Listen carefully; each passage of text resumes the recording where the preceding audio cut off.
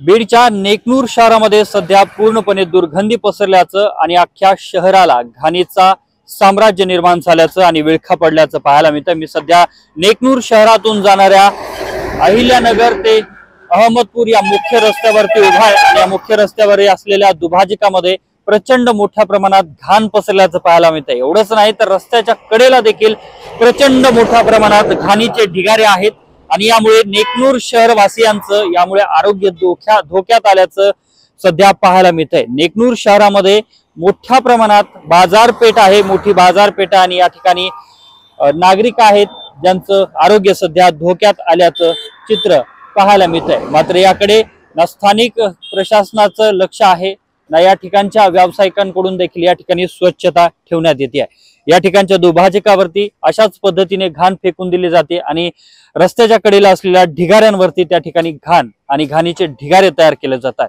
यामुळे लोकांचं आरोग्य तर धोक्यात आलेलंच आहे, मात्र शहरामध्ये आल्याच्या नंतर प्रचंड मोठ्या प्रमाणात दुर्गंधी देखील येते।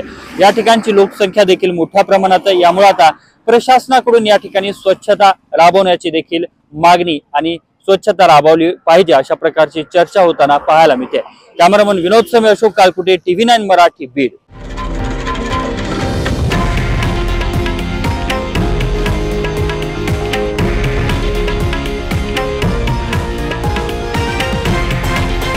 हे आहे देशातील नंबर 1 न्यूज नेटवर्क आणि आपण पाहत आहात TV9 मराठी, एकमेव।